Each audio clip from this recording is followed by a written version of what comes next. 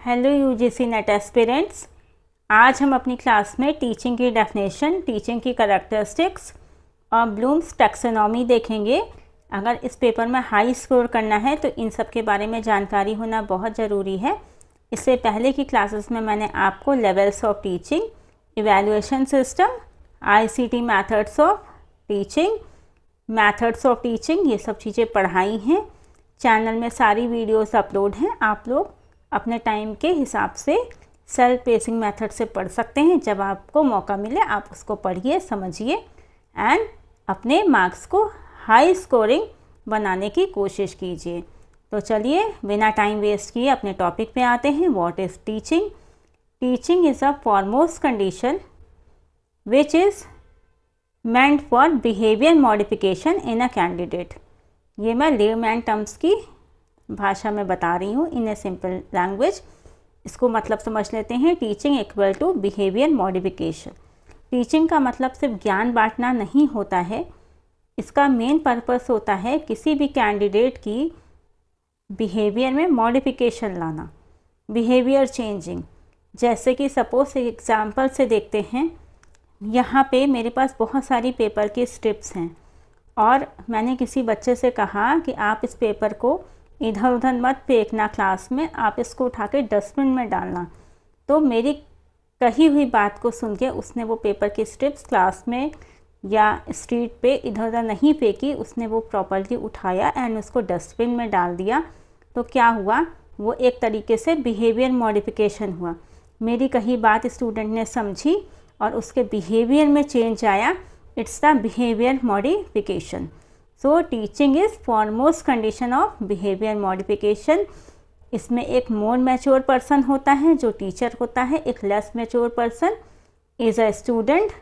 और मोर mature person की बात सुन के अगर लेस मैच्योर पर्सन के बिहेवियर में कुछ चेंजेस आते हैं, उसके बिहेवियर में मॉडिफिकेशन होता है, उसकी कुछ लर्निंग होती है, then means teaching is successful. S C. Morrison ने अपनी डेफिनेशन में ऐसे ही कुछ कहा है। Slide is coming on your screen. चलिए फिर अब हम एस.सी. मॉरिसन की डेफिनेशन को पढ़ते हैं, उसको एनालाइज करते हैं और समझते हैं मॉरिसन क्या कहना चाहते हैं। इम्पॉर्टेंट डेफिनेशन है एंड प्लीज़ वीडियो को बिना स्किप किए लास्ट तक देखिएगा। इस क्लास में आप लोगों को टीचिंग के फाउंडेशन कोर्स की पूरी जानकारी होने वाली है कि एग्ज़ाम में क्या आता है, कैसे क्वेश्चंस आते हैं, कैसे आपको अपने थ्योरेटिकल बेस को मजबूत करना है। क्योंकि एक बार बेस मजबूत हो जाता है तो आगे की लर्निंग बहुत फ्रीक्वेंट होती है। जितना बेस मजबूत होगा उतने ही आप एप्लीकेशन बेस्ड क्वेश्चंस कर सकोगे। तो चलिए बिना टाइम वेस्ट किए अब हम एस.सी. मॉरिसन की डेफिनेशन देखते हैं। It's coming on your screen. Teaching is an intimate contact between a more mature personality and a less mature one, which is designed to further the education of the latter। Morrison कहते हैं कि teaching दो लोगों के बीच का एक ऐसा connection है जहां एक बंदा टीचर ज़्यादा समझदार और एक्सपीरियंस होता है और दूसरा स्टूडेंट कम समझदार होता है। टीचर का मकसद स्टूडेंट के नॉलेज और समझ को आगे बढ़ाना होता है। इसको एक एग्जाम्पल से देखते हैं। जैसे कि एक सीनियर डॉक्टर जूनियर इंटर्न को कुछ समझाते हैं और वो अपने सर्जरी के टाइम उसको परफेक्शन से सीख जाता है और अपनी लाइफ में आगे बढ़ता है। It's the best example of S C. Morrison's definition. S C. Morrison की डेफिनेशन को समझने के बाद अब हम B.O. स्मिथ की डेफिनेशन देखेंगे टीचिंग की। उसको समझेंगे, पढ़ेंगे और फिर उसको एनालाइज करेंगे विद एग्जाम्पल। स्लाइड आपके सामने आ रही है। चलिए फिर B.O. स्मिथ की डेफिनेशन देखते हैं। B.O. स्मिथ क्या कहना चाहते हैं? Teaching is a system of actions intended to produce learning. B.O. Smith कहते हैं कि टीचिंग कोई अचानक से होने वाली चीज़ नहीं है, ये एक पूरी सिस्टमैटिक प्लानिंग और एक्शन की चेन है जिसका इकलौता मकसद होता है स्टूडेंट को सिखाना यानी कि उसकी लर्निंग को आगे बढ़ाना। जैसे ड्राइविंग सिखाते समय पहले जो है प्रैक्टिस करवाई जाती है, फिर स्टीयरिंग पकड़ना सिखाया जाता है, फिर रोड पे ले जाके ड्राइव करवाना सिखाया जाता है। तो ये एक सिस्टमैटिक प्लानिंग हुई ना। अब हम किसी भी बच्चे को जब 18 ईयर्स से पहले तो पहली बात तो ड्राइविंग नहीं करनी चाहिए, किसी भी बच्चे को बाइक या स्कूटी नहीं देनी चाहिए। और जब हम उसको सिखाएंगे तो डायरेक्ट हम उसको बाइक या स्कूटी नहीं दे देंगे कि आप इसको जाके सड़क पे चलाने लगो। पहले हम उसको उसकी प्रॉपर ट्रेनिंग देंगे, उसको स्टीयरिंग पकड़ना सिखाएंगे। कार ड्राइविंग जब हम सिखाएंगे तो उसको स्टीयरिंग पे बैठाएंगे, उसको ट्रेनिंग देंगे, 1 हफ्ते उसकी प्रैक्टिस कराएंगे, फिर उसको रोड पे जाने के लिए बोलेंगे ना, फिर प्रॉपर सीट बेल्ट। तो इसीलिए हम जो है कहते हैं, बीओ स्मिथ की डेफिनेशन में हम पढ़ते हैं कि जो टीचिंग होती है वो सिस्टमैटिक प्लानिंग से होती है, एक कोई अचानक से होने वाला प्रोसेस नहीं है। जैसे टीचर क्लास में आते हैं, वो पहले से उनके दिमाग में कुछ लेसन प्लानिंग चलती है, माइंड मैपिंग चल रही होती है कि आज हमको स्टूडेंट्स को क्या पढ़ाना है। एकदम से आके कुछ भी बुक उठा के नहीं पढ़ा देंगे, पहले से प्री डिसाइडेड होता है कि आज मुझे आपको जैसे लेवल्स ऑफ टीचिंग कराना है या टीचिंग की डेफिनेशन कराना है, तो मेरे दिमाग में ये लेसन प्लानिंग थी कि मुझे आप लोगों को आज टीचिंग की डेफिनेशन ब्लूम्स टैक्सोनॉमी पढ़ानी है। तो मैंने सिस्टमैटिक वे में शुरू किया। मैंने आपको टीचिंग की पहले डेफिनेशंस बताना शुरू किया, एस सी मॉरिसन की बताई, बीओ स्मिथ की बताई, धीरे धीरे 1-2 डेफिनेशन और पढ़ के हम ब्लूम्स टैक्सोनॉमी देखेंगे, टीचिंग की कैरेक्टरिस्टिक्स देखेंगे। तो ये एक सिस्टमैटिक प्लान में हो रहा है। बीओ स्मिथ और एस सी मॉरिसन की डेफिनेशन देखने के बाद अब हम एनल गेज की डेफिनेशन देखेंगे। जो ये एनल गेज साहब हैं वो क्या कहना चाहते हैं अपनी डेफिनेशन में। जैसे कि मैंने पहले भी बताया था, इन्होंने भी बिहेवियर मॉडिफिकेशन पे बात करी है। तो चलिए इनकी डेफिनेशन पढ़ते हैं। Teaching is a form of interpersonal influence aimed at changing the behaviour potential of another person. इसमें भी बिहेवियर को कीवर्ड बताया गया है। जैसे कि मैंने स्टार्टिंग में कहा था ना, बिहेवियर मॉडिफिकेशन, जब हम कुछ भी सिखाते हैं स्टूडेंट को, तो अगर उसके बिहेवियर में मॉडिफिकेशन हो जाता है then it's a teaching successful हो जाती है। होप आपको S C Morrison, B O Smith and other writers की डेफिनेशन समझ में आ गई होगी। अब हम कंडीशनिंग देखते हैं। कंडीशनिंग में क्या होता है, कोई भी चीज़ की क्रिटिकल थिंकिंग के बिना, यानी कि बिना दिमाग चलाए कोई हैबिट फॉर्मेशन, उसको कहते हैं कंडीशनिंग। जैसे कि डॉग्स में बहुत जल्दी कंडीशनिंग हो जाती है, वो कोई लॉजिकल थिंकिंग या क्रिटिकल थिंकिंग नहीं देखते हैं, उनको सिर्फ इतना होता है, जैसे सपोज़ अगर आपका गेट है, वो थोड़ा सा आपने उसको ऐसे करके स्लाइड किया और डॉग की आदत पड़ गई, इस गेट के स्लाइड होने पे मुझे बिस्किट मिलेंगे, तो वो उसकी हैबिट फॉर्मेशन हो जाता है और उसी समय वो वहाँ पे आके खड़ा हो जाएगा, आपसे बिस्किट मांगेगा। तो ये कंडीशनिंग का बेस्ट एग्जाम्पल है। अधिकतर जो छोटे जानवर होते हैं वो कंडीशनिंग से सीखते हैं, एंड छोटे बच्चे भी कंडीशनिंग से सीखते हैं, वहाँ पे कोई लॉजिकल थिंकिंग नहीं होती है। तो बिना दिमाग चलाए कहीं भी एक हैबिट फॉर्मेशन जो होता है तो उसको कंडीशनिंग कहते हैं। अब आते हैं इंस्ट्रक्शन पे, यानी कि निर्देश क्या होते हैं। इसमें टीचर एंड स्टूडेंट का कोई जो होता है बहुत गहरा बॉन्ड नहीं होता है। एक टीचर सिर्फ एक स्टूडेंट को इंस्ट्रक्शंस दे देते हैं, कुछ भी सिखा देते हैं, जैसे कि एक वीडियो रिकॉर्डेड लेक्चर के द्वारा। उसमें कोई क्लास का बॉन्ड नहीं है, बल्कि स्टूडेंट को टीचर ने एक लेक्चर प्रोवाइड करा दिया, उसमें जनरल इन्फॉर्मेशन प्रोवाइडेड है, वो उसको सुन के सीख लेते हैं। इसको और डिटेल में हम समझेंगे, कंडीशनिंग को और इंस्ट्रक्शन के बीच के डिफरेंस को। ये स्लाइड्स आपकी स्क्रीन पे आ रही हैं, इसमें इसको देखिए। Instruction is delivery of structured knowledge और information on a specific topic. एक आम भाषा में कहेंगे किसी एक स्पेसिफिक टॉपिक की जानकारी या इंस्ट्रक्शन दे देना। इसमें टीचर या स्टूडेंट का कोई गहरा इमोशनल बॉन्ड नहीं होता है। प्री रिकॉर्डेड लेक्चर सुनना या किसी ऐप के द्वारा पढ़ना, ये एक तरीके से इंस्ट्रक्शन है। एंड कंडीशनिंग, जैसे कि स्कूल की बेल बजते ही सभी बच्चे बिना सोचे समझे जो है स्टैंड अप हो जाते हैं, वो लाइन बना के क्लास के बाहर जाने लगते हैं, क्योंकि ये क्या होता है, बेल की आवाज़ से उनकी कंडीशनिंग हो जाती है कि अब छुट्टी हो गई है। जब टन टन टन टन कस के बजती है ना, अब उनकी कंडीशनिंग हो गई है कि अब छुट्टी हो गई, अब मुझे घर जाना है। तो ये क्या हुआ, ये उनकी उस समय कंडीशनिंग हो गई है। तो conditioning is habit formation without critical thinking और रीजनिंग, दिमाग चलाए बिना किसी भी चीज़ की आदत डालना। जैसे छोटे बच्चों के साथ भी कंडीशनिंग होती है कि बहुत छोटे बच्चे होते हैं तो वो भी कंडीशनिंग से ही सीखते हैं कि उनको अपनी मम्मी के पैर की आहट का एहसास होता है, कि उनको पता रहता है कि इस समय जैसे कोई चल के आ रहा है तो एक स्पेसिफिक आवाज़, जैसे एंकलेट्स की आवाज़, पायल की आवाज़ पहचान लेते हैं, तो उनको समझ में आ जाता है मेरी मम्मी आ रही है। तो यहाँ पे कोई लॉजिकल थिंकिंग या क्रिटिकल थिंकिंग या कोई एनालाइजेशन नहीं है, इसमें उन्होंने पायल की आवाज़ सुन के हैबिट का फॉर्मेशन कर लिया कि माय मॉम इज़ कमिंग। ये मैं 2 से 3 साल के बच्चों की, उससे भी छोटे बच्चों की मैं बात कर रही हूँ। तो यहाँ पे कंडीशनिंग डेवलप हो जाती है। सो कंडीशनिंग क्या है, बिना दिमाग चलाए एक हैबिट फॉर्मेशन करना। इंस्ट्रक्शंस मैंने आपको बता दिया है। कंडीशनिंग और इंस्ट्रक्शन के बाद अब हम इंडोक्ट्रिनेशन के बारे में पढ़ेंगे। इंडोक्ट्रिनेशन क्या होता है, इसमें inserting the doctrine and belief deeply into someone's mind, मतलब मतारोपण। जैसे कि हम कोई भी चीज़ जो है, किसी भी कोई वैल्यूज़ है, कोई कल्चर वैल्यूज़ है, उसको हम बिलीव्स हैं किसी के माइंड में, इस कदर उसको प्रत्यारोपित कर देते हैं कि बिल्कुल एक जैसे ब्रेन वॉशिंग होती है, बिल्कुल बता दिया कि नहीं अब यही करना है, ब्लाइंड बिलीव, इसको हम समझ लेते हैं।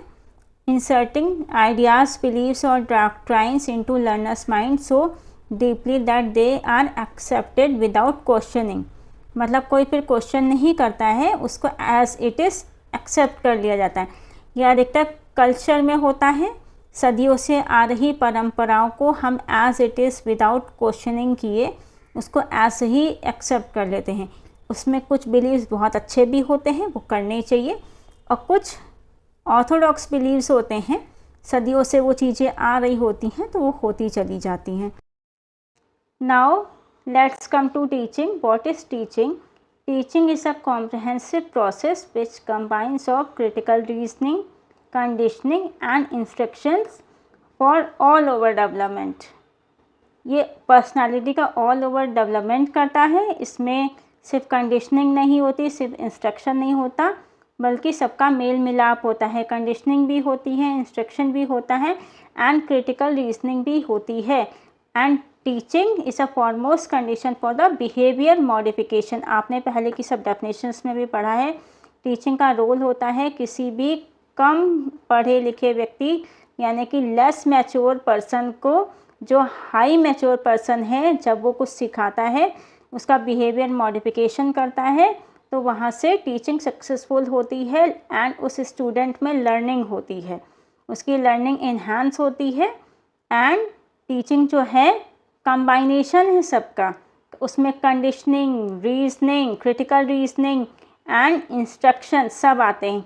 इंस्ट्रक्शन का मतलब सिर्फ निर्देश देना होता है। अभी मैंने इंस्ट्रक्शन के बारे में क्या बताया था, इसमें कोई टीचर का एंड स्टूडेंट का बॉन्ड नहीं होता है, इसमें कोई बॉन्ड नहीं होता है।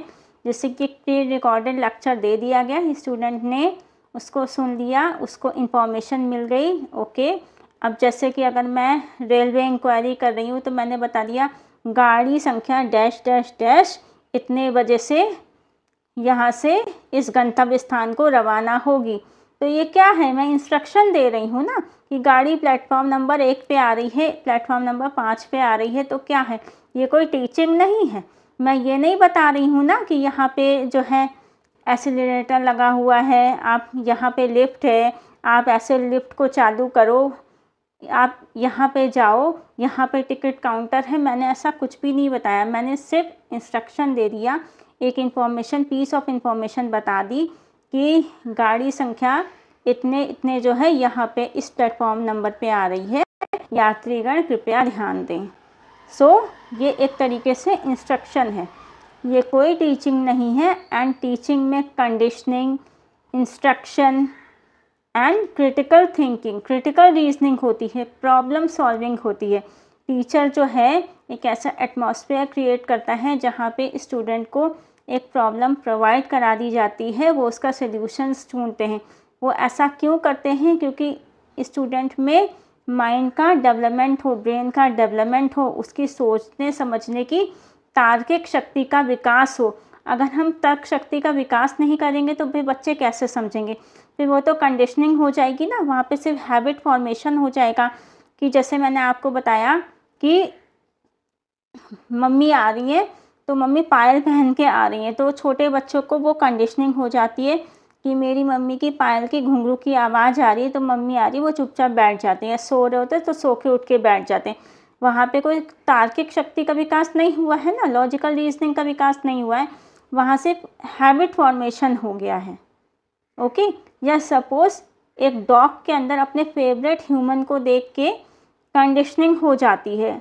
एक डॉग को आप 1 मंथ तक बिस्किट देना शुरू करिए एंड वो आपके पीछे आके टेल वेग करना शुरू कर देंगे। क्यों? क्योंकि उनको अपने फेवरेट ह्यूमन के बारे में पता चल चुका है और वो फिर दिन में नहीं निकलेंगे। अगर आप शाम को 5 बजे निकलते हो या 5 बजे ऑफिस से आते हो या स्कूल से आते हो, वो उसी समय आके आपके सामने टेल वेग करेंगे, क्योंकि उनकी कंडीशनिंग हो चुकी है। उनको ये पता चल चुका है कि अपनी इंस्टिंक्ट्स के द्वारा कि अब मुझे बिस्किट मिलेगा। अगर आप उस समय उनको बिस्किट नहीं भी दोगे फिर भी वो अपनी टेल वेग करेंगे। इसलिए क्यों करेंगे? क्योंकि वहाँ पे उनकी कंडीशनिंग हो चुकी है, हैबिट फॉर्मेशन हो चुका है। ओके, सो जैसे कि कोई स्ट्रिक्ट टीचर क्लास में आते हैं तो हो सकता है वो टीचर बहुत अच्छी हो, आपको कुछ ना कहती हो, लेकिन वो आपकी एक हैबिट फॉर्मेशन हो गई है कि सपोज़ ये वाली मैम आई हैं तो आज क्लास में डांट पड़ेगी, लेक्चर सुनने को मिलेगा। क्यों? क्योंकि आपका उनके साथ एक हैबिट फॉर्मेशन हो गया है। वो स्ट्रिक्ट हैं तो वो हो सकता कि कुछ ना भी कहें, हो सकता वो बहुत ही अच्छे मूड में क्लास में हो, बट बच्चे तो उनको फिर देख के डर जाते हैं ना। तो इस तरीके का एक हैबिट फॉर्मेशन होना वो कंडीशनिंग है। बट टीचिंग में ऐसा नहीं है। टीचिंग ऑल ओवर डेवलपमेंट के लिए होता है। इसमें तार्किक शक्ति का विकास होता है, logical thinking, regional thinking, okay, आपकी रीजनिंग कैपेसिटी का डेवलपमेंट होना, प्रॉब्लम सॉल्विंग एटीट्यूड का डेवलपमेंट होना। क्योंकि जब हम बच्चों को क्लास में पढ़ाते हैं तो हम सिर्फ उसको क्लास के लिए नहीं तैयार कर रहे होते ना, हम उसको जीवन के लिए तैयार कर रहे होते हैं। टीचिंग हमेशा बच्चे को जीवन के लिए तैयार करती है, क्योंकि आप छोटे से लेकर 12 तक तो आप स्कूल पास आउट करके निकल जाओगे, लेकिन असली जीवन कोई किताबों में थोड़े ना होता है। असली जीवन तो परीक्षाएं जो हैं क्लास के बाद शुरू होती हैं। जब जीवन की रियलिटी पड़ती है, हम क्लास के सिलेबस में पढ़ के कुछ जाते हैं और ज़िंदगी अपना सिलेबस पूरा चेंज कर देती है। तो हम उसका ऑल ओवर डेवलपमेंट करते हैं कि कभी कोई व्यक्ति मुसीबत में फंस जाए, या सपोज़ कि आपको एक ट्रेनिंग दी गई कि आपको ये कोर्स क्वालिफाई करना है, यहाँ आपकी इतने पैकेज में जॉब लग जाएगी। सो व्हाट, 5 साल के बाद वो जॉब छूट जाए? क्या क्लास में इसके लिए प्रिपेयर किया जाता है कि कोई स्किल सिखाया जाता है या कोई वोकेशनल कोर्स सिखाया जाता है कि ये सिखाना ज़रूरी है ना? उस एक स्टूडेंट को ये बताना ज़रूरी है, उसको सिर्फ ये लेक्चर नहीं देना है कि आप जो है इंग्लिश में हेल्पिंग वर्ब्स पढ़ लो, मैथ्स में ट्रिग्नोमेट्री पढ़ लो, बायोलॉजी में ये वाला कॉन्सेप्ट पढ़ लो। हम बच्चे को ये नहीं सिखाएंगे ना कि आपको हम सिलेबस की नॉलेज दे रहे हैं और कह रहे हैं नहीं अब आपका 12th हो गया, आप जाओ, बाहर जाके क्या करेगा। उसको कुछ स्किल्स, उसको कुछ ट्रेनिंग एंड उसको उसके भावी जीवन के लिए इस तरह से एक मजबूत स्तंभ बना के खड़ा करना कि अगर उसकी जीवन में कोई समस्या आ जाए तो वो उसका अच्छे से निस्तारण कर सके। ये टीचिंग का मेन पर्पस होना चाहिए। हो सकता एक कोर्स उसने एक डिग्री ले ली, वहाँ से उसको अच्छे पैकेज में जॉब मिल गई, लाइफ का कोई भरोसा नहीं है, वो जॉब छूट भी सकती है, तबीयत ख़राब हो सकती है, वो काम करने में असमर्थ हो सकता है। तो आगे के लिए क्या आपने प्रिपरेशन कराई स्कूल कॉलेजेस ने कि वो अपने दम पे अपनी जीविका अर्न कर सके, वो अपनी अर्निंग सुचारू रूप से कर सके, तो वो स्किल्स के द्वारा आता है ना। तो teaching is a all round development. वो इंस्टिंक्ट्स अंदर से ऐसी शिक्षा दो, तो टीचिंग की जो इंस्टिंक्ट्स हैं स्टूडेंट की, ऐसी टीचिंग दो जो अंदर से इंस्टिंक्ट्स डेवलप हो सकें कि जीवन के किसी भी मोड़ पे कुछ भी हो जाए हम स्ट्रॉन्ग खड़े हैं। टीचिंग का मतलब स्टूडेंट को स्ट्रॉन्ग बनाना होता है, उसका ऑल ओवर डेवलपमेंट हो सके। तो इतना हमने टीचिंग की डेफिनेशंस, कंडीशनिंग, इंस्ट्रक्शन, टीचिंग, इन सब का डिफरेंस देखा। अब हम ब्लूम्स टैक्सोनॉमी पढ़ेंगे।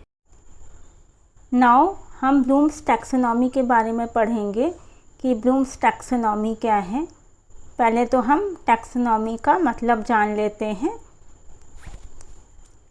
टैक्सोनॉमी का सिंपल मतलब होता है किसी भी चीज़ को क्लासिफाई करना, क्लासिफिकेशन। इन एजुकेशनल कॉन्टेक्स्ट ये एजुकेशनल ऑब्जेक्टिव्स हैं जिनका क्लासिफिकेशन ब्लूम ने कर रखा है। तो ब्लूम का फुल फॉर्म क्या था? Benjamin S Bloom. इसके प्रपाउंडर थे ब्लूम्स टैक्सोनॉमी के। चलिए इसको इन डिटेल स्टडी करते हैं। प्रपाउंडर का नेम आपकी स्क्रीन पे ऐसा स्लाइड फॉर्म में आ रहा है, इसको देखिए, बेंजामिन सैमुअल ब्लूम। 1956 में बेंजामिन ब्लूम और उनके कॉलीग्स ने एजुकेशनल ऑब्जेक्टिव्स के क्लासिफिकेशन का फ्रेमवर्क प्रेजेंट किया। इस फ्रेमवर्क में एजुकेशनल ऑब्जेक्टिव्स को प्राइमरी 3 डोमेन में क्लासिफाई किया गया: cognitive domain, affective domain, psychomotor domain. Cognitive domain, affective domain, psychomotor domain, इनकी हम इन डिटेल स्टडी करेंगे। ब्लूम्स टैक्सोनॉमी 3 डोमेन्स में से कॉग्निटिव जो डोमेन है इसका बताता है थिंकिंग के बारे में। कॉग्निटिव का रिलेशन होता है थिंकिंग, नॉलेज और इंटेलेक्चुअल एबिलिटीज़ से, यानी स्टूडेंट क्या जानता है और इंफॉर्मेशन के साथ मेंटली क्या कर सकता है। एग्जाम्पल, स्टूडेंट डेफिनेशन याद करता है, स्टूडेंट कॉन्सेप्ट एक्सप्लेन करता है, स्टूडेंट किसी कॉन्सेप्ट को किसी सिचुएशन में अप्लाई करता है, स्टूडेंट इंफॉर्मेशन को एनालाइज करता है। ये सब कॉग्निटिव डोमेन से रिलेटेड वर्क्स हैं। फिर हम आ जाते हैं अफेक्टिव डोमेन पे। So now we will study about affective domain. Slide is coming on your screen. Affective domain का रिलेशन होता है फीलिंग्स, इमोशंस, एटीट्यूड, वैल्यू और इंटरेस्ट से। स्टूडेंट इन्वायरमेंट के प्रति पॉजिटिव एटीट्यूड डेवलप करता है। स्टूडेंट ऑनेस्टी को वैल्यू के रूप में एक्सेप्ट करता है। ये अफेक्टिव डोमेन का एग्जाम्पल है। साइकोमोटर डोमेन, साइकोमोटर डोमेन का रिलेशन होता है फिजिकल स्किल्स और मोटर एक्टिविटीज़ से। एग्जाम्पल इसका हम देख लेते हैं। स्टूडेंट लेबोरेटरी में इक्विपमेंट करेक्टली यूज़ करता है, स्टूडेंट ड्राइंग बनाता है, स्टूडेंट प्रैक्टिकल स्किल्स परफॉर्म करता है। तो एक simple trick, cognitive equal to head, affective equal to heart और साइकोमोटर इक्वल टू हैंड। यानी हेड थिंकिंग का काम करता है, हार्ट फीलिंग का काम करता है, हैंड डूइंग का काम करता है। अब हम देखेंगे ओरिजिनल ब्लूम्स टैक्सोनॉमी जो कि 1956 में डेवलप की गई थी। इसके बाद इनके स्टूडेंट्स ने इसमें कुछ चेंजेस किए थे। कॉग्निटिव डोमेन में इसके 6 पार्ट्स दिए गए हैं। आइए इनका विस्तार पूर्वक अध्ययन करते हैं। हम लोग अपनी स्लाइड में देखते हैं। इन्हें ऐसे याद रखिए: knowledge, comprehension, application, analysis, synthesis, evaluation, यानी KCAASE। ये समझने की एक ट्रिक है। लेवल 1 से स्टार्ट करते हैं। नॉलेज, सबसे पहला लेवल है नॉलेज। नॉलेज का मीनिंग है इंफॉर्मेशन को रिकॉल या रिमेंबर करना। यहाँ स्टूडेंट से बेसिकली इंफॉर्मेशन याद करने की एक्सपेक्टेशन होती है। एग्जाम्पल, ब्लूम्स टैक्सोनॉमी के क्रिएटर का नाम बताइए। अगर स्टूडेंट आंसर देता है बेंजामिन ब्लूम तो नॉलेज लेवल का एग्जाम्पल है। लेवल 2 कॉम्प्रिहेंशन, सेकंड लेवल है कॉम्प्रिहेंशन का। यहाँ पे कॉम्प्रिहेंशन का मतलब होता है इन्फॉर्मेशन को सिर्फ याद करना नहीं बल्कि उसका मीनिंग समझना। अब हम इसका एग्जाम्पल देखते हैं। टीचर ने स्टूडेंट को फोटोसिंथेसिस का कॉन्सेप्ट पढ़ाया। अब टीचर पूछती है फोटोसिंथेसिस को अपने वर्ड्स में एक्सप्लेन कीजिए। स्टूडेंट अपनी लैंग्वेज में कॉन्सेप्ट को एक्सप्लेन करता है, ये कॉम्प्रिहेंशन है। इस लेवल के कॉमन वर्ड्स हैं एक्सप्लेन, डिस्क्राइब, समराइज, डिस्कस। यानी नॉलेज में स्टूडेंट को पता है, कॉम्प्रिहेंशन में स्टूडेंट को समझ भी आ गया है। एप्लीकेशन। नाउ थर्ड लेवल इस एप्लीकेशन। एप्लीकेशन का मतलब होता है जो नॉलेज या कॉन्सेप्ट स्टूडेंट ने सीखा है उसको न्यू सिचुएशन में यूज़ करना। स्टूडेंट ने मैथमेटिक्स में एक फॉर्मूला सीखा।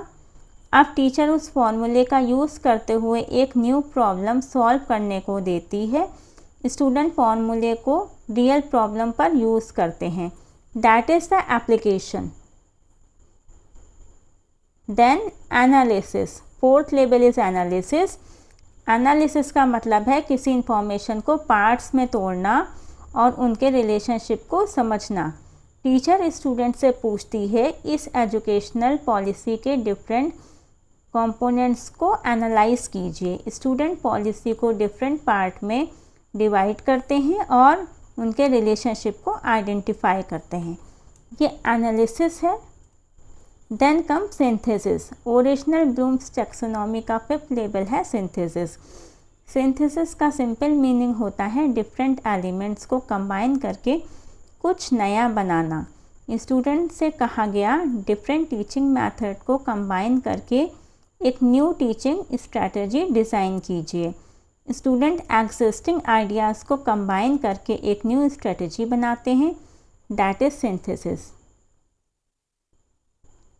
ओरिजिनल ब्लूम्स टैक्सोनॉमी में सिंथेसिस फिफ्थ लेवल पे है, लेकिन रिवाइज ब्लूम्स टैक्सोनॉमी में क्रिएट हाईएस्ट लेवल बना दिया गया है इसको। लेवल 6 होता है एवेल्यूएशन का। ओरिजिनल ब्लूम्स टैक्सोनॉमी में 6 और हाईएस्ट लेवल था। एवोल्यूशन का मीनिंग है किसी आइडिया, मेथड, आर्गुमेंट या सॉल्यूशन के वैल्यू को क्राइटेरिया के बेसिस पे जज करना। टीचर पूछती हैं ट्रेडिशनल टीचिंग मेथड और मॉडर्न टीचिंग मेथड में कौन सा मेथड मोर इफेक्टिव है। Justify your answer. Student evidence और क्राइटेरिया के बेसिस पर जजमेंट देते हैं, इसको हम एवेल्यूएशन कहेंगे। सो ओरिजिनल ब्लूम्स टैक्सोनॉमी पढ़ने के बाद हम रिवाइज ब्लूम्स टैक्सोनॉमी पढ़ेंगे। इसको लेटर 2001 में रिवाइज किया गया लॉरिन एडरसन ने एंड डेविड कैर्थवॉल ने। इसमें इन्होंने कुछ स्टेप्स जो थे जोड़े थे। Slide is coming on your screen, इसमें देखिए और मैं आप लोगों को एक्सप्लेन कर रही हूँ।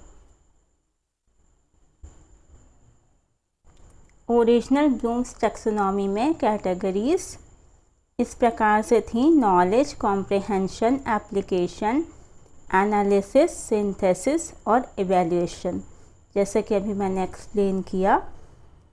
और 6 levels of revise Bloom's taxonomy इस प्रकार से हैं: remember, understand, apply, analyse, evaluate and create. आइए अब इन्हें हम समझते हैं। रिमेंबर फर्स्ट लेवल पे है। इसका मतलब है प्रीवियसली लर्न इंफॉर्मेशन को रिकॉल या रिकॉग्नाइज करना।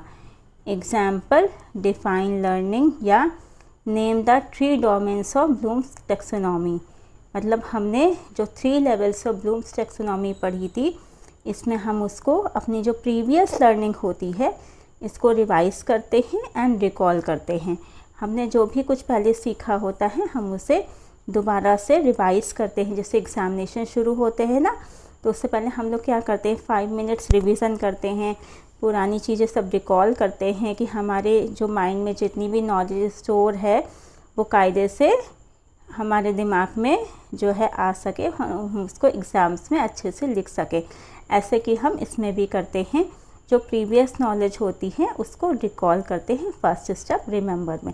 नाम से ही ज्ञात हो रहा है रिमेंबर, रिमेंबर का मतलब होता है रिकॉल करना, पुरानी जो बातें हैं उनको वापस से रिवाइज करना। चलिए फिर सेकंड स्टेप को देखते हैं, अंडरस्टैंड। इसका मतलब है इंफॉर्मेशन का मीनिंग समझना। Example, explain, describe, summarise, interpret, classify, ये इसके एक्शन वर्ड्स होते हैं। एक्सप्लेन का मीनिंग है कि ब्लूम्स टैक्सोनॉमी में अपने उन वर्ड्स में एक्सप्लेन करना। Then next steps comes the analyse. Analyse का मतलब होता है इंफॉर्मेशन को पार्ट्स में ब्रेक करके उसका आकलन करना, मतलब उसको एनालाइज करना, उसको इन डेप्थ में समझना। आइए इसको भी देख लेते हैं। इंफॉर्मेशंस को पार्ट में ब्रेक करके रिलेशनशिप्स को एग्जामिन करना ब्लूम्स टैक्सोनॉमी के अंतर्गत इसका मतलब है। इसका मतलब जैसे होता है कि जब आप एक इंफॉर्मेशन को पार्ट्स में तोड़ते हैं एंड फिर उसको इन डेप्थ एनालाइज करते हैं, रिलेशनशिप्स को एग्जामिन करते हैं, तो इसमें आप क्या एक्शन वर्ड्स या कीवर्ड्स इसमें होंगे? Analyse, differentiate, compare, contrast, examine. मैं हमेशा कीवर्ड्स इसलिए बताती हूँ जिससे आप जो है कोरिलेट कर सकें। वो एकदम से जब कीवर्ड्स पता होते हैं तो माइंड में बिल्कुल स्ट्राइक कर जाता है कि हमको यहाँ पे, क्योंकि एप्लीकेशन बेस के क्वेश्चंस आते हैं, कि हमें इसमें क्या मार्क करना है। एवेल्यूएट जो है 5 स्टेप है। यहाँ लर्नर क्राइटेरिया और स्टैंडर्ड्स के बेसिस पर जजमेंट करता है। Then comes the create. Revise Bloom's taxonomy का हाईएस्ट लेवल है क्रिएट। क्रिएट का मतलब है डिफरेंट एलिमेंट्स को कंबाइन करके न्यू प्रोडक्ट, आइडिया, प्लान या सिचुएशन को डेवलप करना। Action words create, design, develop, formulate, construct, produce. Now let's see original versus revise Bloom's taxonomy में एक कंपैरिजन। ओरिजिनल ब्लूम्स टैक्सोनॉमी में knowledge, comprehension, application, analysis, synthesis and evaluation ये steps आते हैं, और रिवाइज ब्लूम्स टैक्सोनॉमी में remember, understand, apply, analyse, evaluate and create steps आते हैं। सबसे इम्पॉर्टेंट चेंज ये है कि सिंथेसिस को क्रिएट से रिप्लेस किया गया है और क्रिएट को हाईएस्ट लेवल पे रखा गया है। रिवाइज टैक्सोनॉमी ज़्यादा एक्शन ओरिएंटेड है क्योंकि कैटेगरीज को वर्ब के फॉर्म में प्रेजेंट किया गया है। तो एग्ज़ाम व्यू पॉइंट से जो ब्लूम है उनका फुल नेम, प्रपाउंडर का ओरिजिनल टैक्सोनॉमी का सीक्वेंस, रिवाइज टैक्सोनॉमी का सीक्वेंस, ओरिजिनल और रिवाइज टैक्सोनॉमी का जो डिफरेंस है, बेंजामिन ब्लूम का क्या कंट्रीब्यूशन रहा है कि 1956 में इन्होंने ये डेवलप किया था, एंडरसन का क्या कंट्रीब्यूशन रहा है, 2001 में इन्होंने डेवलप किया था, और जो 3 लेवल्स क्या हैं, कॉग्निटिव, अफेक्टिव और साइकोमोटर डोमेन्स, ये सब जो है इम्पॉर्टेंट हैं इसमें। ये सब मैंने आप लोगों को पढ़ा दिया है। होप आपको ये समझ में आया होगा। Now after studying the Bloom's taxonomy and definitions of teaching we will see the characteristics of teaching. हम टीचिंग की विशेषताएं देखेंगे। पहली विशेषता, पहली कैरेक्टरिस्टिक है teaching is a tripolar process. Tripolar मतलब 3 ध्रुवीय प्रोसेस है। इसमें टीचर, स्टूडेंट और टीचर क्या है, independent variable, student dependent variable है, और करिकुलम या इन्वायरमेंट जो है इंटरवेनिंग वेरिएबल है। जॉन डीवी का ये मॉडल है, इसमें ऐसा कहा गया है कि टीचर जो है इंडिपेंडेंट वेरिएबल है, आश्रित चर यानी कि डिपेंडेंट वेरिएबल स्टूडेंट है। स्टूडेंट हमेशा नॉलेज के लिए टीचर पे डिपेंड रहते हैं, जो टीचर उन्हें सिखाते हैं वो स्टूडेंट सीखते हैं। तो इसीलिए इंडिपेंडेंट वेरिएबल जो है यहाँ पे टीचर हो जाते हैं और डिपेंडेंट वेरिएबल जो है स्टूडेंट्स हो जाते हैं। लेकिन ट्राइपोलर कैसे है, इसमें एक ध्रुव जो है करिकुलम है, जो कि इंटरवीनिंग मतलब मध्यस्थ चर है टीचर और स्टूडेंट्स के बीच में। अब टीचर क्या पढ़ाएंगे स्टूडेंट को? भाई करिकुलम ही तो पढ़ाएंगे। मैं आपको यूजीसी नेट की क्लासेस ले रही हूँ तो एक विशेष पाठ्यक्रम ही तो मैं आपको पढ़ा रही हूँ। अब ऐसे थोड़ा ना कि हम कुछ भी आके आपसे बात करने लगेंगे, अपने घर परिवार की बातें करने लगेंगे, तो ऐसा नहीं है ना। टीचिंग एक सिस्टमेटिक प्लान्ड एक्टिविटी होती है। इसमें जो करिकुलम है यानी कि आपका पाठ है वो इंटरवेनिंग वेरिएबल है। अब मुझे क्लास 12 को कॉमर्स पढ़ानी है, तो जो कॉमर्स और अकाउंट्स का जो सिलेबस है, मैं एसेट्स है, लाइबिलिटीज़ है, मैं वो पढ़ाऊँगी ना, क्योंकि एक प्लान सिस्टमेटिक लेसन प्लान मेरे दिमाग में होगा करिकुलम का, तो मैं वो पढ़ाऊँगी। तो टीचिंग जो है फर्स्ट कैरेक्टरिस्टिक क्या है? ट्राइपोलर प्रोसेस है। ठीक, अब सेकंड पे आते हैं। Teaching is both art and science. Teaching ना कि सिर्फ साइंस है और ना आर्ट्स है, ये बोथ है। ऐसा कैसे? साइंस क्यों है टीचिंग? टीचिंग एक तरह से विज्ञान क्यों है? शिक्षा विज्ञान क्यों है?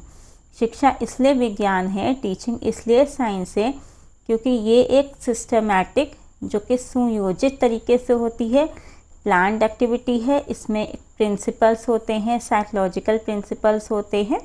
इसीलिए जो भी तार्किक teaching as a logical thinking है ना, एक लॉजिकल प्रोसेस है जिसका मेन एम होता है बिहेवियर मॉडिफिकेशन इन स्टूडेंट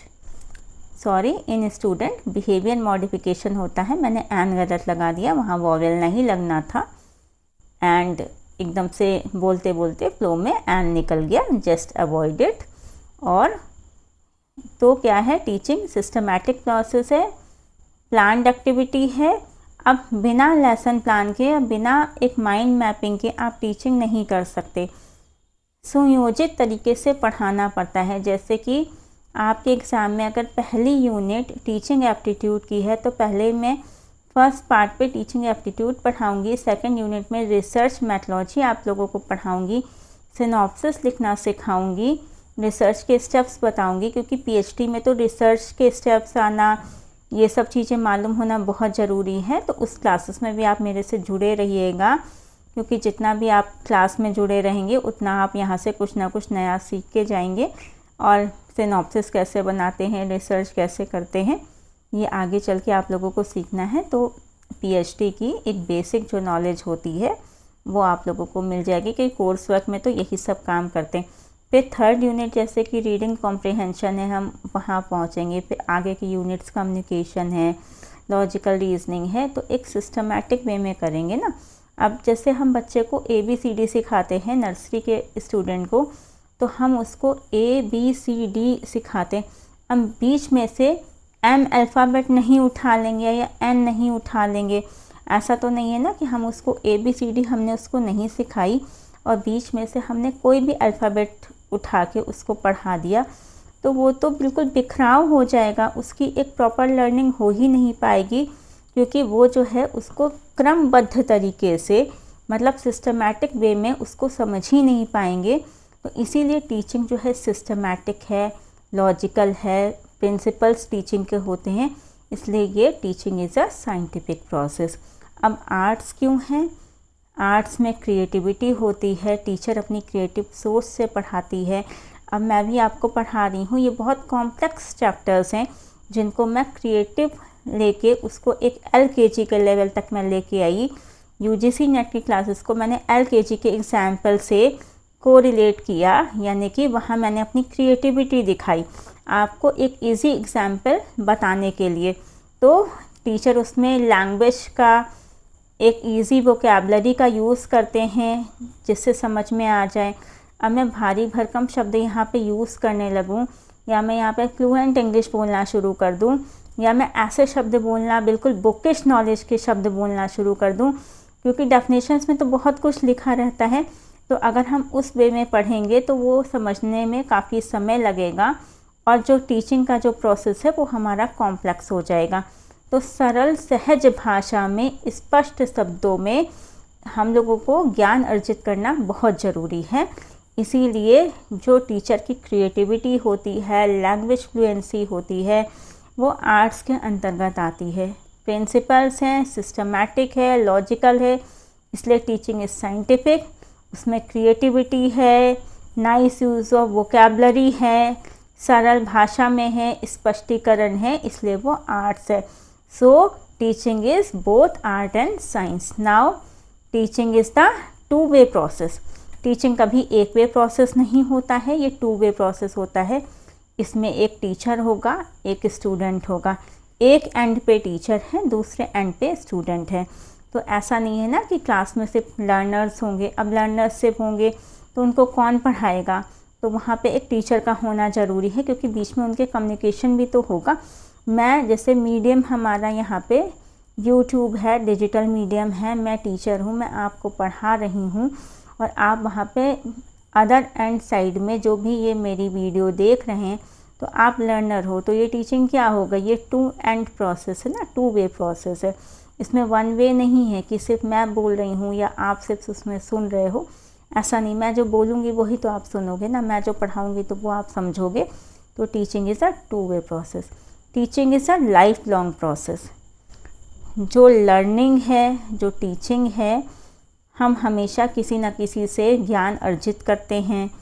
ऐसा नहीं है कि क्लासरूम की जो सिचुएशंस हैं हम वहीं ज्ञान अर्जित करते हैं, ज़िंदगी भी ज्ञान देती है। Teaching is a life long process, it is a continuous process. Life long चलने वाला प्रोसेस है जो कंटिन्यूसली चलता रहता है, क्योंकि हम जीवन के हर क्षण कोई ना कोई ज्ञान सीखते हैं, कोई नई, अब हम भाषा सीखते, मान लो हिंदी आती है, हमने इंग्लिश सीखी, कोई रीजनल लैंग्वेज सीखी या कोई स्किल सीखी लाइफ में, तो वो जो है हमारे ज्ञान में कहीं ना कहीं वृद्धि होती रहती है। ऐसी हमारे शिक्षण में वृद्धि होती रहती है।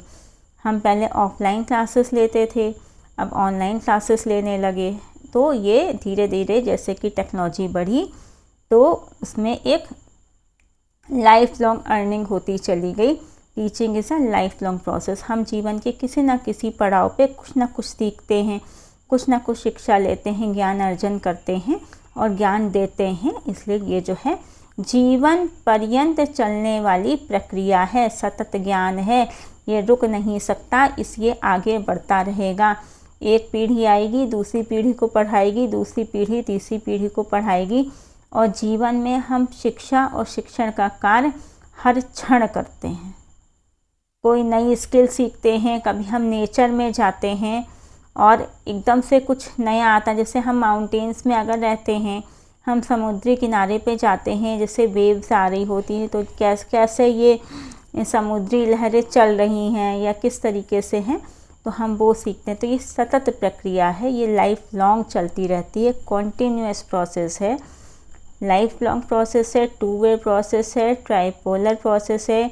Teaching is both art and science. ये आर्ट्स है, साइंस है। और फिर एक और कैरेक्टरिस्टिक्स पे आते हैं।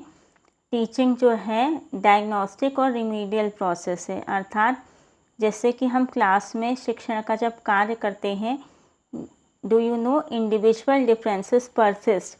क्लास में इंडिविजुअल डिफरेंस परसिस्ट होते हैं। अपने हाथ की पांचों उंगलियां बराबर नहीं होती, ये सब अलग साइज़ की हैं। ऐसे क्लास में या जीवन में हर व्यक्ति बराबर नहीं होता। किसी की कुछ थिंकिंग है, किसी की कुछ थिंकिंग है, किसी का मेंटल लेवल कुछ और है, किसी का आईक्यू लेवल कुछ और है। कोई स्लो लर्नर है, कोई हाई लर्नर है, कोई फटाक से याद कर लेता है, किसी को उस चीज़ को समझने में घंटों लगते हैं, किसी को बार बार भी कहने पे नहीं समझ में आता। कुछ बच्चे सीधे हैं, कुछ शरारती हैं। हर किसी की सोशो इकोनॉमिक स्टेटस अलग है, हर किसी का बैकग्राउंड अलग है, हर किसी की जोग्राफिकल कंडीशन अलग है, बोली अलग है, भाषा अलग है, कल्चर अलग है, अलग अलग परिवारों से आए हैं। तो बहुत सारे इंडिविजुअल डिफरेंसेस परसिस्ट होते हैं। जैसे कि कहते हैं ना, यूनिटी इन डाइवर्सिटी, तो ऐसे क्लास में भी एक यूनिटी होती है in spite of the diverse background. बहुत अलग अलग बैकग्राउंड के बच्चे होते हैं। कुछ हाइपर नेचर के होते हैं, कुछ एक्सट्रोवर्ट होते हैं, कुछ इंट्रोवर्ट होते हैं। इंडिविजुअल डिफरेंसेस परसिस्ट होते हैं। किसी को साइंस में इंटरेस्ट है, किसी को मैथ्स में इंटरेस्ट है, किसी को इकोनॉमिक्स में इंटरेस्ट है, किसी को कॉमर्स में इंटरेस्ट है, किसी को इंग्लिश में इंटरेस्ट है, किसी को पोइट्री लिखने का शौक़ है, किसी को डॉक्टर बनना है, किसी को इंजीनियर बनना है, किसी को फार्मर बनना है, किसी को खेती करनी है, किसी को एरोप्लेन चलाना है। सबके अपने अपने सपने होते हैं और टीचर को इतने सारे सपनों को एक साथ हैंडल करना पड़ता है। किसी को कंटेंट क्रिएशन का काम करना है, या किसी को कुछ भी करना है, या किसी को कुछ नहीं भी करना है। तो हर तरीके के लोग होते हैं, टीचर सबको हैंडल करती है। तो क्लास में इंडिविजुअल डिफरेंसेस परसिस्ट होते हैं। तो इंडिविजुअल डिफरेंसेस जब होते हैं तो कभी भी लर्निंग एक प्रकार की नहीं होती। लर्निंग में भी ऐसे ऐसे करके एक वो होता है, लाइन कभी लर्निंग की सीधी नहीं होती, इस तरीके से जिगजैग होती है।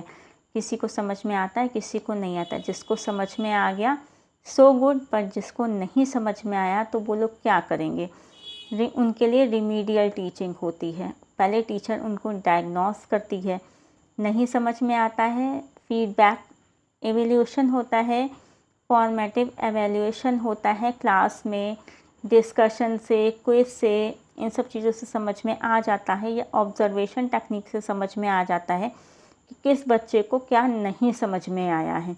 तो जब उसका डायग्नोस हो गया, जैसे कि कोई बच्चा बीमार है, आप समझ लीजिए आप बीमार हो, आप डॉक्टर के पास जाते हो, आपके सर में दर्द हो रहा है, तो वो डायग्नोस करते हैं ना, डायग्नोस करके आपको सर दर्द की दवा दे देते हैं। ऐसे ही टीचर के पास भी हर मर्ज की दवा होती है।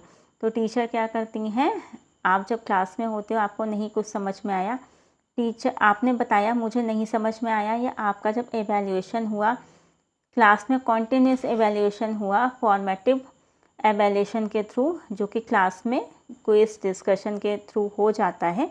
जब इस तरीके का जब एवेल्यूएशन हुआ तो टीचर को समझ में आ गया कि आपको यहाँ पे नहीं समझ में आया है। तो क्या हुआ, जब डायग्नोस के बाद आपकी रिमीडियल क्लासेस हुई, मतलब वो चीज़ आपको एक ग्रुप ऑफ स्टूडेंट्स को बैठाया गया। इसमें रिमीडियल टीचिंग में क्या होता है, जिन बच्चों का एक स्पेशल ग्रुप होता है जिनको नहीं समझ में आता है, सपोज़ ABCDEFGH इतने स्टूडेंट्स हैं, इनको नहीं समझ में आया कोई भी चीज़, तो इनका एक ग्रुप बना दिया जाता है। तो टीचर उन जो कॉन्सेप्ट है जो नहीं समझ में आया उसको क्लास में दोबारा से समझा देती है।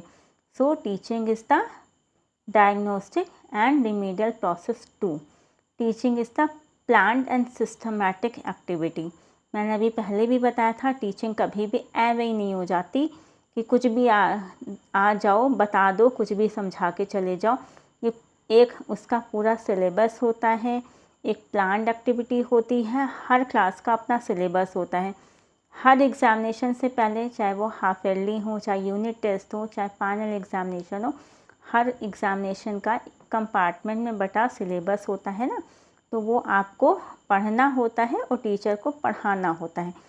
आपकी क्लास शुरू होने से पहले टीचिंग के जो स्टेप्स हैं, जो प्री टीचिंग होती है, जैसे आपकी एक एक्चुअल टीचिंग होती है, एक पोस्ट टीचिंग होती है, एक प्री टीचिंग होती है। तो प्री टीचिंग में टीचर क्या करती है, लेसन प्लानिंग करती है।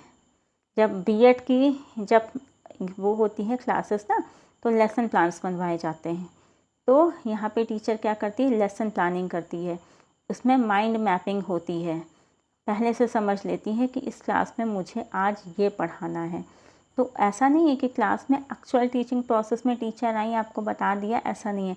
उससे पहले उनका एक पूरा फॉर्मेट तैयार होता है, लेक्चर तैयार होता है, डेमोन्स्ट्रेशन मेथड से अगर टीचिंग हो रही है तो एक्सपेरिमेंट के सामान तैयार होते हैं। टीचर के पास टीचिंग एड होते हैं, जैसे कोई चीज़ आपको समझाना है, सपोज़ आपको किसी भी तरीके से दिखाना है कोई चीज़, तो उसके लिए प्रॉपर टीचिंग एड होते हैं टीचर्स के पास, तो वो उसकी प्रिपरेशन होती है ना। जैसे चार्ट पेपर बीएड में आप लोग ने जिन्होंने भी किया होगा तो चार्ट पेपर बना के ले गए होंगे, चार्ट के द्वारा समझाया होगा। इंग्लिश की ग्रामर की जब टीचिंग हुई होगी, इंग्लिश ग्रामर में, तो फ्लैश कार्ड्स दिखाते हैं, हिंदी में फ्लैश कार्ड्स दिखाते हैं। तो जो फ्लैश कार्ड्स होते हैं तो वो टीचर बनाती है ना, तो इस तरीके से पहले से प्लानिंग होती है। तो teaching is a plan and systematic activity. कुछ भी ऐसे ही नहीं पढ़ाया जाता, उसकी पूरी सिस्टमैटिक गाइडेंस दी जाती है कि अभी हम यूनिट 1 के 5 लेक्चर्स को कंपार्टमेंट में तोड़ेंगे। जैसे मैंने भी आप लोग को पढ़ाया टीचिंग की definition, Bloom's taxonomy, characteristics, and इसी यूनिट में जो और टॉपिक्स थे, लेवल्स ऑफ टीचिंग मैं आपको इस क्लास से पहले पढ़ा चुकी हूँ। Then choice based credit system, evaluation की मैंने क्लासेस ली हैं। मैंने आपको ICT बेस्ड जो टीचिंग के मेथड्स होते हैं वो पढ़ाया है, मेथड्स ऑफ टीचिंग पढ़ाया है। तो एक तरीके से मैंने भी सिस्टमैटिक वे में आपको पढ़ाया है, क्योंकि एक अगर मैं पूरी क्लास लेती तो शायद वो मास्टर क्लास बन जाती, 3 से 4 घंटे की होती, तो इतनी देर तो आप लोग भी नहीं बैठ पाओगे क्लास में। तो सिस्टमैटिक वे में मैंने उन क्लासेस को कंपार्टमेंट्स में तोड़ा कि मैंने 20 मिनट एक क्लास पढ़ाई, फिर 20 मिनट एक क्लास पढ़ाई, फिर 20 मिनट एक क्लास पढ़ाई। तो वो एक प्लान्ड एक्टिविटी के तहत हुआ है कि आपका UGC नेट के फर्स्ट पेपर की जो पहली यूनिट है टीचिंग एप्टीट्यूड, इसका जो फाउंडेशन कोर्स है वो प्रिपेयर हो जाए। अब हम फाउंडेशन कोर्स पहले लेके क्यों चल रहे हैं एप्लीकेशन बेस्ड क्वेश्चन से, वो इसलिए चल रहे हैं क्योंकि हम जब कोई भी टीचिंग देते हैं, नॉलेज देते हैं, तो ये एज्यूम करके चलते हैं कि स्टूडेंट को यहाँ नहीं मालूम होगा। माइट भी बहुत अच्छी बात है कि बहुत से स्टूडेंट्स हैं उन्होंने ये सब पहले से पढ़ा होगा, लेकिन क्योंकि इंडिविजुअल डिफरेंसेस परसिस्ट, आपको मालूम है हर तरह के स्टूडेंट होते हैं। किसी का IQ लेवल बहुत तेज़ होता है, कोई मीडियम लर्नर्स होते हैं, कोई स्लो लर्नर्स भी होते हैं। ऐसा नहीं है ना कि अगर UGC नेट किसी को निकालना है कि स्लो लर्नर नहीं निकाल सकते। हर किसी का हक है कि एग्ज़ामिनेशन में बैठें और भी तरक्की करें लाइफ में। तो हम वो इंडिविजुअल डिफरेंसेस को ही लेके बढ़ते हैं कि एज्यूम करते हैं कि ज़ीरो से पढ़ाते हैं, इसीलिए जो मैं पढ़ाऊँगी तो फिर मैं A से ही पढ़ाऊँगी, मैं पहले Z पे नहीं जाऊँगी, मैं शुरू से पढ़ाऊँगी और कंपार्टमेंट्स में पढ़ाऊँगी। तो ऐसे ही मैंने किया। तो ये भी एक तरह से प्लान्ड और सिस्टमैटिक एक्टिविटी है। Okay, and different levels of teaching होते हैं, वो मैंने आप लोगों को बताया। Memory level, understanding level, reflective level, इसके पूरे लेक्चर मैं दे चुकी हूँ आपको, वीडियो चैनल पे पड़ी हुई है, आप लोग उसमें देख सकते हैं। टाइम ज़्यादा हो जाएगा इसलिए मैं अब उसको दोबारा से एक्सप्लेन नहीं कर रही हूँ। पूरी उसमें लेक्चर में क्लास में मैंने सब कुछ पढ़ाया था, वो आप लोग देख सकते हैं। तो ये फिर एक और कैरेक्टरिस्टिक्स ऑफ टीचिंग देख लेते हैं। टीचिंग इज़ बोथ फॉर्मल और इनफॉर्मल प्रोसेस। ये बहुत इंपॉर्टेंट कैरेक्टरिस्टिक है ऑफ टीचिंग कि ये फॉर्मल और इनफॉर्मल दोनों होता है। फॉर्मल कैसे होता है? जब हम अपनी क्लास में, अपने स्कूल में शिक्षा ग्रहण करते हैं तो टीचिंग एक तरह से फॉर्मल प्रोसेस बन जाती है। मगर हम सिर्फ क्लास में तो शिक्षा नहीं ग्रहण करते हैं ना, बच्चा पेट से सीखना शुरू कर देता है माँ के। तो टीचिंग जो है जीवन पर्यंत चलने वाली प्रक्रिया है। ये इनफॉर्मल वातावरण में भी सीखी जाती है। इनफॉर्मल बैकग्राउंड में हम अपने इन्वायरमेंट से सीखते हैं, हेरिडिटी से सीखते हैं, आनुवांशिक तरीके से सीखते हैं। जैसे बहुत से लोग होते हैं ना हेरिडिटी से, जैसे सपोज़ आपके पेरेंट्स को कोई बहुत अच्छी स्किल आती है और वो आनुवांशिक तरीके से बच्चे के अंदर डेवलप हो जाती है, तो वो हेरिडिटी फैक्टर आ जाता है। हम अपने इन्वायरमेंट से सीखते हैं। स्कूल आने से पहले बच्चा अपने इन्वायरमेंट से ही सीखता है, क्योंकि भाषा का ज्ञान जब वो थोड़ा थोड़ा बोलना शुरू करता है तो वो थोड़ा घा, का, मा इस तरीके के अक्षर बोलना शुरू करता है, तो वहीं से उसकी भाषा का बच्चे की डेवलपमेंट होना शुरू हो जाता है। तो जो ये भाषा का ज्ञान है, तो ये कोई स्कूल में तो ऐसा नहीं है ना, 3+ एज में एडमिशन होता है, LKG में, एलिमेंट्री स्कूल में एडमिशन होता है, बट उससे पहले भी तो बच्चे को कुछ आता है ना। वो जब स्कूल आने से पहले अपनी माँ से बात करता है, अपने पापा से बात करता है, तो कैसे बात करता है? उसको भाषा का इनिशियल ज्ञान होता है।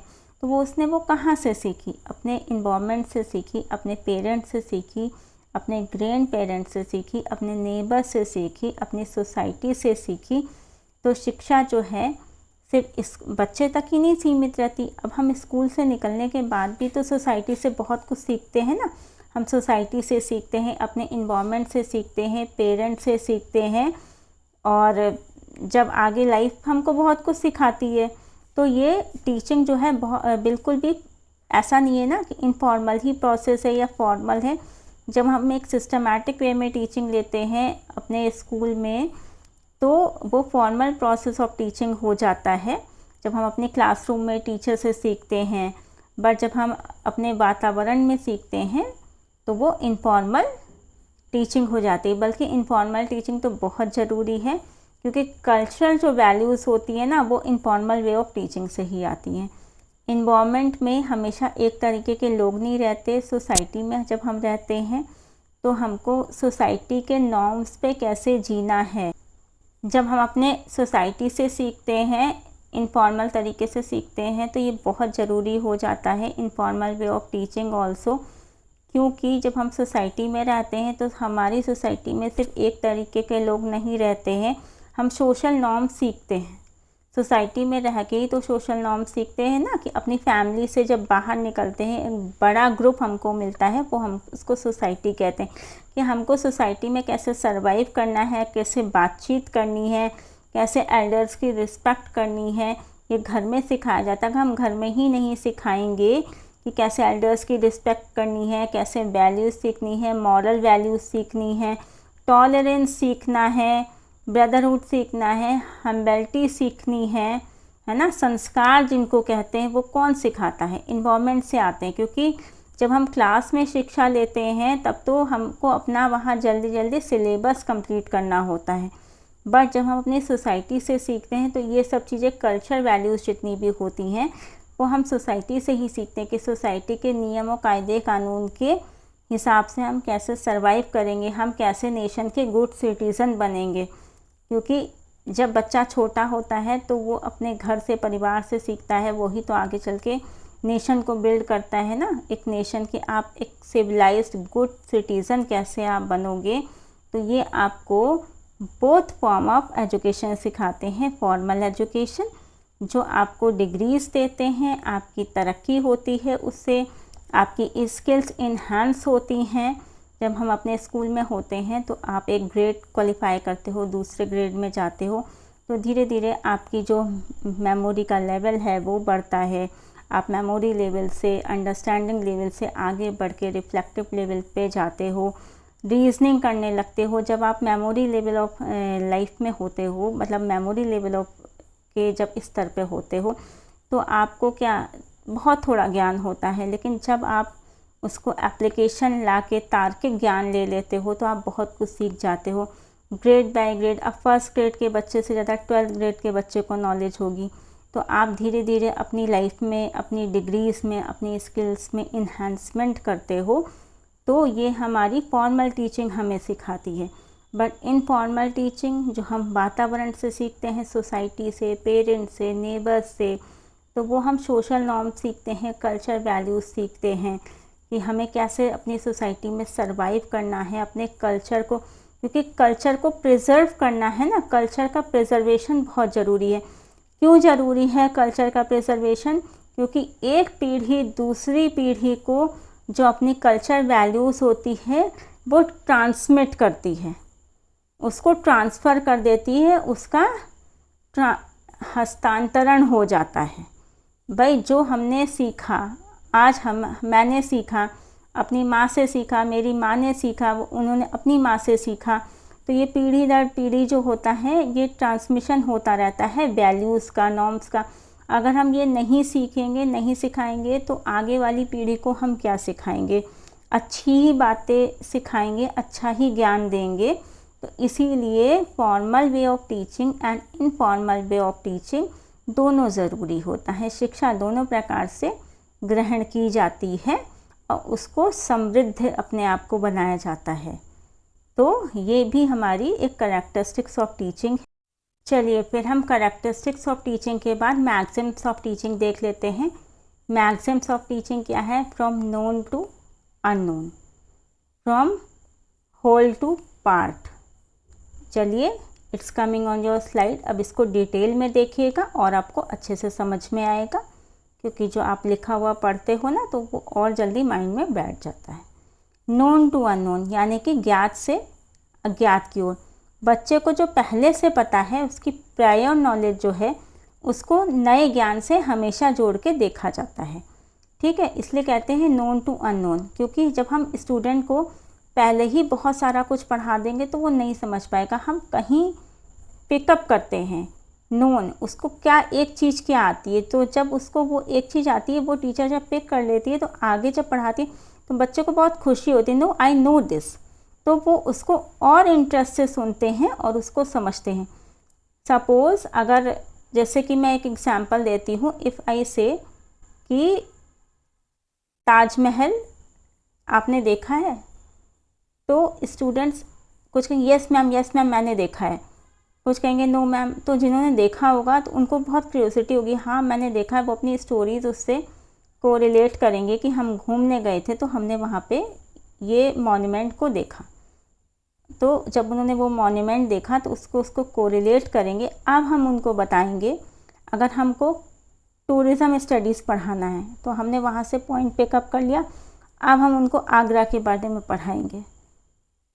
जोग्राफिकल कंडीशंस क्या हैं, किस स्टेट में है, और जिस स्टेट में आगरा है उस स्टेट की कैपिटल क्या है, कौन सी लैंग्वेज बोली जाती है, कल्चर कैसा है, कल्चरल डाइवर्सिटी क्या है, पॉपुलेशन कितनी है, सेंसस कितना है, जलवायु कैसी है, कौन से मौसम में घूमना चाहिए, आसपास और घूमने वाले कौन से मॉन्यूमेंट्स हैं। तो हम उसको नोन से, जैसे एक कॉन्सेप्ट हमने नोन का पकड़ लिया और वो एक पूर्व ज्ञान जिसको मालूम था वहाँ हमने नोन से पकड़ के उसको एलैबोरेट कर दिया अननोन में। जो नहीं उसको मालूम था तो वो सब आपस में मर्ज हो गया। अब स्टूडेंट को पूर्ण ज्ञान उस चीज़ का मिल चुका है। Simple to complex is next maximum of teaching. हम हमेशा कभी कॉम्प्लेक्स चीज़ें नहीं पढ़ाते हैं ना, सिंपल कॉन्सेप्ट से बढ़ते हैं। जैसे लेवल्स ऑफ टीचिंग में भी हम पहले तार्किक ज्ञान नहीं दें। नाउ कॉन्क्रीट टू एब्स्ट्रैक्ट, मूर्त से अमूर्त की ओर। पहले वो चीज़ें दिखाएं या समझाएं जिन्हें बच्चा देख के छू सकता है। कॉन्क्रीट ऑब्जेक्ट्स, पहले जैसे हम बच्चे को वो चीज़ें दिखाएंगे जो टेक्सचर्ड चीज़ें होती हैं, जिसको वो छू सकता है, देख सकता है। कि देखो जैसे एक उसको मिनिएचर दिखाया एलिफेंट का, ये एलिफेंट है दिखाया उसको, अब उसको छू सकता तो वो समझ रहा है कि हाँ ये एलिफेंट है। फिर हमने उसको बोला कि अब आप जो है जो ये सफारी हैं, वाइल्ड लाइफ सेंचुरी हैं, उसमें कितने एलिफेंट्स हैं, जाओ इसके बारे में पता लगाओ। तो ये चीज़ें पहले हम उसको कॉन्क्रीट छोटे लेवल से स्टार्ट करते हैं, उसको कॉन्क्रीट, फिर उसको एब्स्ट्रैक्ट मतलब काल्पनिक चीज़ें। पहले जो अमूर्त चीज़ें नहीं दिखाते हैं ना, पहले मूर्त से अमूर्त की ओर हम लेके जाते हैं। पहले कॉन्क्रीट चीज़ है, उसके बाद हम उसको एब्स्ट्रैक्ट कॉन्सेप्ट समझाएंगे। देन होल टू पार्ट, ये गेस्टाल्ट लर्निंग का बहुत ही इम्पॉर्टेंट पार्ट है, होल टू पार्ट। ओके, तो पहले हम उसको किसी चीज़ की पूरी नॉलेज देंगे। जैसे इसका बेस्ट एग्जांपल ग्लोब है, हमने आपको ग्लोब दिखाया, ग्लोब में पूरा वर्ल्ड दिखा दिया कि ये पूरी दुनिया है। ओके, इसमें यहाँ अमेरिका है, ये इंडिया है, ये और कंट्रीज़ हैं, हमने सब कुछ दिखाया।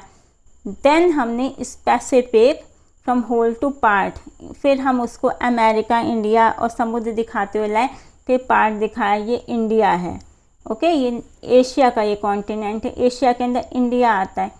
इंडिया में इतने सारे स्टेट हैं, इस स्टेट में एक स्टेट उत्तर प्रदेश है, उत्तर प्रदेश में ये वाली डिस्ट्रिक्ट है, इस वाली डिस्ट्रिक्ट में ये वाला नगर है, इस नगर में ये वाली कॉलोनी है, इस कॉलोनी की इस लोकेशन में आप रह रहे हो। तो हम उसको पहले पूरी वर्ल्ड में उसको दिखाया, वर्ल्ड से हम लाके उसको उसके पर्टिकुलर लोकेशन पे हम स्टूडेंट को लेके आए। तो इससे क्लासेस जो है इंटरेस्टिंग भी बनती हैं और याद भी जल्दी होता है। To be noted, gestalt psychology जो है फ्रॉम होल टू पार्ट पे बिलीव करती है। Insight theory, gestalt psychology keywords हैं। वैसे तो जो है ये फर्स्ट पेपर है यूजीसी नेट का, but if education you have studied the subject, उसमें ये चीज़ बहुत अच्छे से समझाई गई है। सो होप कि आपको समझ में मैक्सिम्स ऑफ टीचिंग्स भी आए होंगे, concrete to abstract, whole to part, simple to complex, ये सब चीज़ें आपको समझ में आज के टॉपिक में आई होंगी। तो हमने क्या क्या इस समय पढ़ा, definitions of teaching, Bloom's taxonomy, characteristics of teaching, maxims of teaching हमने पढ़ा। अब ये क्लास बहुत बड़ी हो रही है, इसलिए हम इसको यहीं पे एंड कर रहे हैं। नेक्स्ट क्लास में अभी इसमें काफ़ी कुछ और भी डिस्कशन करना है, तो वो हम नेक्स्ट क्लास में कंटिन्यू करेंगे। होप आप लोगों को अच्छा लगा होगा, and like and subscribe the channel. Thank you. Tomorrow we will again come and discuss the further remaining concepts in this particular part. Okay, thank you.